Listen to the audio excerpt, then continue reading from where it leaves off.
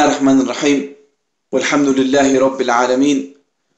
Wassalatu wassalamu ala sayyidina wa habibina Muhammad wa ala ali wa sahbi ajma'in. Wa ashhadu an la ilaha illa Allah wahdahu la sharika lah. Wa ashhadu anna Muhammadan abduhu wa rasuluh. Amma ba'd. Assalamu alaikum wa rahmatullahi wa barakatuh. Vi hører tit, hvor folk de siger, for at være en del af det demokratiske samfund, så skal du som muslim stemme.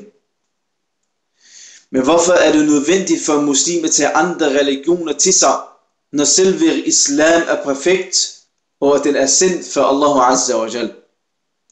Hvorfor skal en muslim opgive en del af hans eller hendes muslimske identitet, når man lever i det demokratiske samfund? Det kan være, at det kommer som et chok til mange, når man mener, at demokratiet er en religion. Men det er fordi, den indeholder aspekter, som kun er tilegnet til Allah Azza wa Jal, nemlig at lovgive og dømme. Som muslim er det vigtigt, at man tager islam som en hel pakke, og ikke ligesom de kristne og jøder, som valgte og vælger at tage noget af deres religion, så det passer til deres begær. Eller som en demokrat, som udelukkende dømmer og lovgiver ud for hvad hans eller hendes lyster og begær bestræber sig efter. Allah Azza wa Jal, han siger i Koran: har du set ham, der tager sit eget begær som sin ilah, som sin Gud? Hvorfor skal vi muslimer føle os tvunget til at stemme, selvom vi lever i Vesten?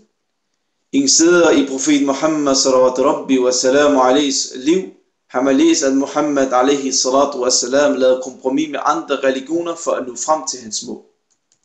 Ingen steder ser vi, at Muhammad sallallahu alaihi wa sallam bøjede islam for at tilfredsstille et samfund, som var uislamisk. Derimod var hans budskab meget klart og tydeligt, at man skal tilbyde og adlyde og følge en skaber, nemlig Allah Azza wa Jal. Mange gange fik Muhammad sallallahu alaihi wa sallam tilbudt en masse goder for kuffar i Mekka, der indebar at lave kompromis med islam og opgive den muslimske identitet, fordi man levede som minoritet, men han afviste gang på gang. For eksempel kuffar i Mekka, de tilbød Muhammad sallallahu alaihi wa sallam, at Muhammad sallallahu rabbi wa salamu alaihi skulle tilbede deres guder i et år, og så skulle de tilbede hans herre i et år. Men så nedsendte Allah tabaraka wa ta'ala et verset, fordi Allah Azza wa Jal vil altid beskytte hans profeter. Allah tabaraka wa ta'ala vil altid beskytte de troende. Hvor i Allah tabaraka wa ta'ala han sagde: bliv ved at sige, du troende, lyt i vantro. Jeg tilbeder ikke som I tilbeder, og I tilbeder ikke som jeg tilbeder. Ej heller tilbeder jeg dem I tilbeder, og I beder ikke til ham jeg tilbeder. Jeres religion foreskriver jer en livsmåde, og min religion foreskriver mig en anden livsmåde. Ingen steder står der i Koran og Sunnah, at en muslim skal stemme, eller at en muslim skal opgive noget af sin muslimsk identitet for at blive accepteret af et samfund.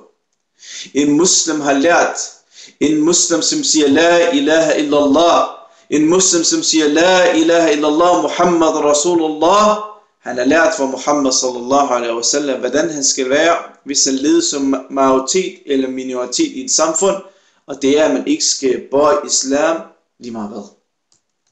Og bror og søster, du er en del af den muslimske umma. Du er en del af ummat Muhammad sallallahu rabbi wa salamu alaihi, og ikke det demokratiske samfund. Og bror og søster, din herre, din Rabb, din skaber er Allah Azza wa Jal, og ikke det menneskeskabte demokrati.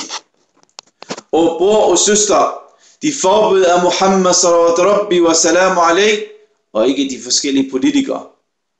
Og bror og søster, din bog er Koran. Din bog er den, som er nedsendt for Allah Azza wa Jal.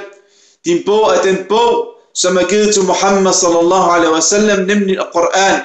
Og det er ikke i grundloven.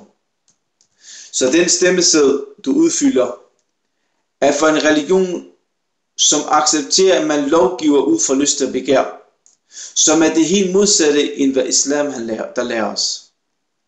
Du kan stemme til et parti eller en kandidat, som lovgiver ud fra hans lyst og begær, og ikke ud fra Quran og Sunnah. Så han eller hende dømmer ud fra lyst og begær, hvor i islam er en wahi, en åbenbaring for Allah Azza wa Jal, som kender os bedst og giver de bedste rettigheder, man kan få. Derfor vil jeg opfordre enhver muslim, som siger La ilaha illallah Muhammad Rasulullah, at han skal holde sig væk den 19. november, at stemme på de her kandidater og stemme på de her partier, fordi de vil aldrig nogensinde gavne muslimerne. Må Allah Azza wa Jal holde os fast på den din, og må Allah Tabaraka wa Ta'ala beskytte os og holde os fast på den bog, som var nedsat til Muhammad sallallahu rabbi wa salamu alayhi, walhamdulillahi rabbil alamin, wa salatu wa salamu ala sayyidina wa habibina Muhammad, wassalamu alaikum wa rahmatullahi wa barakatuh.